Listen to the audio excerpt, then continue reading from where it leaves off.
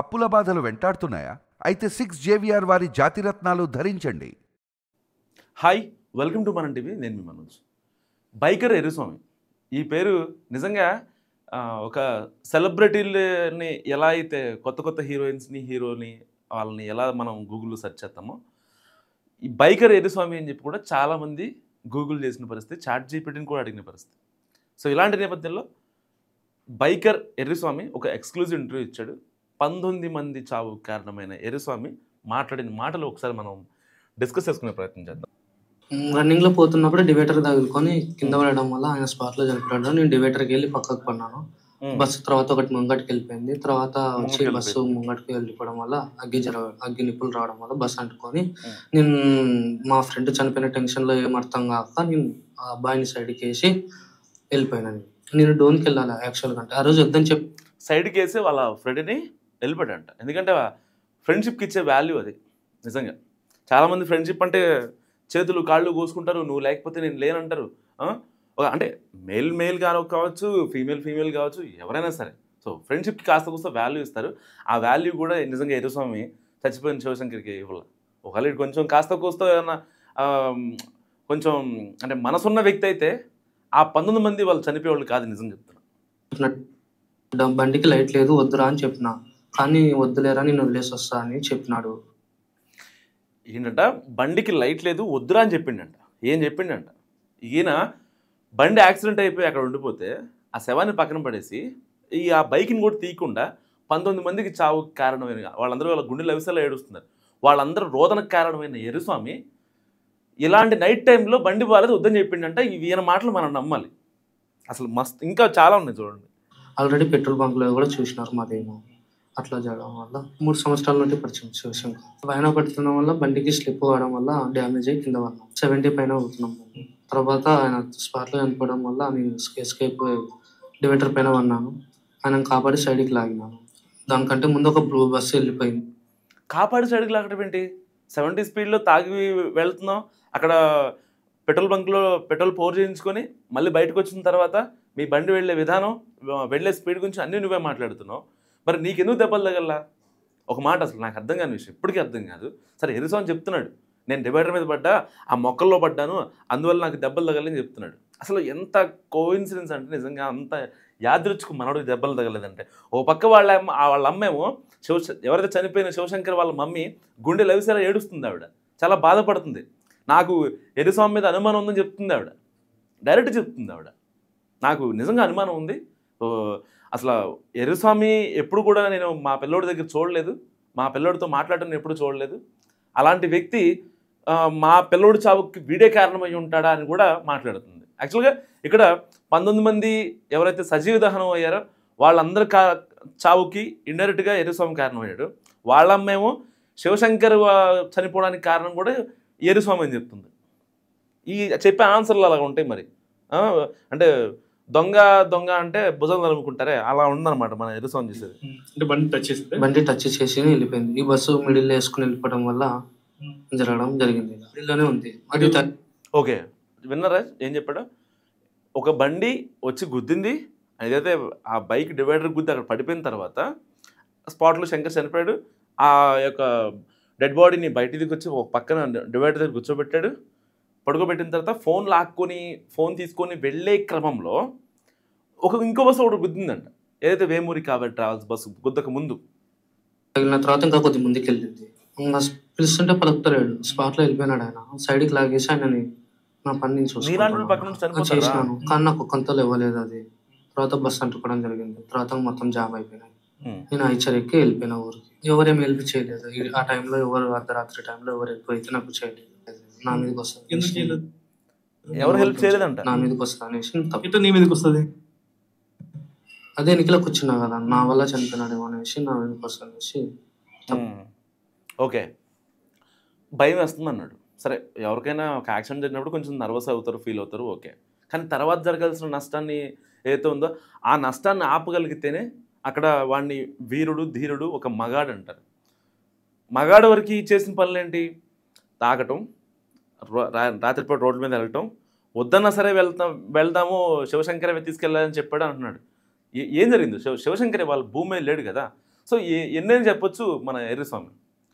ఎందుకంటే ఎక్కడో ఉన్న శివశంకర్ పైన స్వర్గంలోనూ నరకంలో ఉన్న శివశంకర్ మళ్ళీ ఇప్పుడు వచ్చి ఇది జరిగిందని చెప్పలేడు కదా. కాబట్టి ఇప్పుడు మనోడి మీద ఎన్ని బ్లేమ్స్ అని వేయచ్చు ఎర్రిస్వామి. సో ఏమంటాడు ఇప్పుడు ఒక మాట చెప్పుకున్నా చనిపోయినాడేమో అనేసి నా మీదకి వస్తుంది. హెల్ప్ చేయలేదు ఆ టైంలో, ఎవరు అర్ధరాత్రి టైం హెల్ప్ చేయలేదంటే నాకు అర్థం కాని విషయం. అంటే నీ దగ్గరకు వచ్చి అడిగి ఏం కావాలి, నువ్వేం తింటావు, ఏం తాగుతావు అని చెప్పి అడగాలనా, లేకపోతే నిన్ను ఇంకేం అడగాలి? నిన్ను అక్కడ హెల్ప్ కావాల్సింది నీకు. చనిపోయింది నీ ఫ్రెండ్, ఆడ ఆల్రెడీ ఒక బస్సు బండిని గుద్దేసి ఒక 10-15 మీటర్స్ ముందుకు లాక్కెళ్ళింది. దాని తర్వాత ఒకవేళ వేరే బస్సు ఏమన్నా గుద్దితే పొరపాటున నీకు అక్కడ ఎంతో కొంత డ్యామేజ్ అవుతుంది తెలుసు. ఆల్రెడీ డ్యామేజ్ అయ్యే నువ్వు అక్కడ సిచ్యువేషన్లో ఉన్నావు. సో జరగాల్సిన నష్టాన్ని కూడా ఆపకుండా ఉండి మళ్ళీ నాకెవరు హెల్ప్ చేయలేదంటే ఎవరు వచ్చేస్తారు? ఎవరు హెల్ప్ అయితే నాకు చేయలేదు, నా మీదకి వస్తుంది. నేను ఎవరికి ఏం చేయలేదు, నా మీదకి వస్తుంది అనేసి. నీ మీదకి వస్తుంది అదే ఎన్నికలకు వచ్చినా కదా, నా వల్ల చనిపోయినాడేమో అనేసి నా మీదకి వస్తుంది అనేసి తప్పుకున్నా. నా మీద ఇక్కడ లోపల వాపు ఉన్నాయి, లోపల వాపు ఉందంట. మరి ఈ 19 మంది కుటుంబాల వాళ్ళ కుటుంబీకులు ఎవరైతే ఉన్నారో వాళ్ళ గుండెల్లో బాధ మనోడికి ఎందుకు కనపడదు? నువ్వు ఇండైరెక్ట్గా కారణం నువ్వే కదా. నిజంగా ఆ బండి తీసుంటే ఇవాళ యాక్సిడెంట్ అయ్యేదా? మీరు మస్తుగా కామెంట్ చేయండి నాకు. ఒకవేళ మనోడు బండి తీసుంటే యాక్సిడెంట్ అయ్యేదా? అయ్యేది కాదు కదా. వాళ్ళు చక్కగా హ్యాపీగా బెంగళూరు వెళ్ళిపోయేవాళ్ళు, ఎవరి పని వాళ్ళు చూసుకునేవాళ్ళు. అసలు ఈ వీడియోనే ఉండేది కాదు. అయినా 2 రోజులు చూపించుకున్నా మంచిగానే ఉంది. ఫైర్ ఇంజన్ అంటే నిప్పులు రావడం వల్ల బస్సు అంటుకునేది బాగుంటుంది. శివన్ దగ్గరకు వచ్చేసిన, శివశంకర్ దగ్గరకు వచ్చిన. మరి శివశంకర్లు ఏమి ఆ పనికి ఫ్లైట్ బస్సులో మంటలు ఆర్పడానికి ట్రై చేస్తున్నారు, కానీ ఎవరైతే మనుషులు దింపడానికి అయితే ఎవరు పాటి తెంచలేదు. మళ్ళీ ఈయన ఆల్రెడీ ఏదైతే ఆ బస్సు ఫైర్ అవుతుందో ఆ టైంలో వెనకాల వచ్చిన వెహికల్స్ కావచ్చు వాళ్ళందరూ సరే చూశారు, వాళ్ళు కూడా సహాయం చేయలేదు. వాళ్ళని అంటానికి లేదు, తప్పు వాళ్ళది కూడా ఉంది. దాదాపుగా 19 మంది ప్రాణాలు పోవడానికి 21 మంది దీని వెనుకున్నారు, ఇంక్లూడింగ్ ఎర్రిస్వామి, ఆ వి కావేరి ట్రావెల్ బస్సు డ్రైవరు, వెనకాల వచ్చిన ఏదైతే వెహికల్స్ వాళ్ళు ఎవరు ఆపకపోవడం కావచ్చు. సో ఇవన్నీ కూడా రీజన్సే. 21 మంది. నేను మీకు లెక్క కూడా చెప్తా. చూసినదైతే లైక్ ఇది బొగ్గ నిన్నంతే ఐచర్ ఎక్కి వెళ్ళిపోయినా. నేను ఐచర్ ఎక్కి ఊరికి వెళ్ళినా, రాంపల్లికి వెళ్ళినా. మా ఊరు చిన్న గాయాలు ఒకటి. ఐచర్ ఎక్కి రాంపల్లి వెళ్ళిపోయాడు. ఎందుకంటే ఏం జరిగినా మనకు సంబంధం లేదు కదా. మనం డైరెక్ట్గా కారణమా ఇండైరెక్ట్గా కారణమా, అక్కడ ఎంత రప్చర్ జరిగింది, ఎన్ని కుటుంబాలు బాధపడుతున్నాయి, ఎంతమంది తల్లిదండ్రులు కోల్పోతారు, తల్లిదండ్రులు పిల్లలను కోల్పోతారు అనే బాధ మనకు అక్కర్లేదు, అవసరం లేదు కూడా. మనకు అది బుర్రకు పట్టదు. ఎంతవరకు తాగామా, రోడ్ల మీద తిరిగామా, ఇక వేరే వాళ్ళు ఇబ్బంది పడుతున్నారు అన్నది కూడా మనం అలా ఆలోచించే ఒక మినిమం కామన్ సెన్స్ కూడా లేని ఎర్రిస్వామి చేసిన పని, దానివల్ల 12 మంది చచ్చిపోయారు. ఇంకేం చెప్తారు చూడండి. చాలా ఎస్పీ సార్ వచ్చిన తర్వాత మొత్తం జామ్ తీసేసినారు. 4-10 వరకు ఉన్నాం చూసుకుంటే నిలవన్నా. అక్కడ వెనకల అంతా మొత్తం జామ్ అయిపోయినాయి. అందులో నన్ను ఎవరు కనుక్కోలేదు. అది క్యాచ్ చేసిన తర్వాత నేను మొత్తం చెప్పిన పెట్రోల్ అక్కడే ఉన్నాడంటే ఎవరైనా గుర్తుపట్టారా అని అడిగితే నన్ను ఎవరు గుర్తుపట్టారు, ఎందుకంటే అందరిలోనే ఒకటిగా తిరుగుతున్నాను కదా అని. అసలు వీడి మాటలు, వీడి తెలివితేటలు అసలు రియల్లీ ఎక్స్ట్రాడినరీ, అవసరం నిజంగా మల్టీ టాలెంటెడ్. ఎక్కడ కొట్టించడం ఏమేమి చేసినా అంటే మొత్తం చెప్పేసి చాలా బాగా ఇదే జరిగినది. నన్ను చూసిన లైవ్ అయితే ఇది అంటుకున్నాం జరిగింది. ఈ 2వ బస్సు ఒక 30 మీటర్ల దాకా తీసుకెళ్ళింటారు. ఆల్రెడీ గుద్దుకుందంట, 30 మీటర్ల వరకు లాక్కెళ్ళింది. మెరుపులు రావడం జరిగింది. నా పిల్లని నువ్వే చెప్పినట్లా అని అంటున్నాను. నేను కావాల్సిన ఏం చేయలేదు, జరిగినది తిన్నట. డోమ్కి లైట్ లేదు ముందుగా చెప్తే అనుకోలేదు. ఆయన చెప్తే నాకు అలవాటే లేరా అది ఆయనదే బయట అలవాటే లేరా అది అని. ఆ రోజా అదే ఫస్ట్ టైం కలిసాను. అంతకుముందే వచ్చి కలిసి పోతుంటుంది.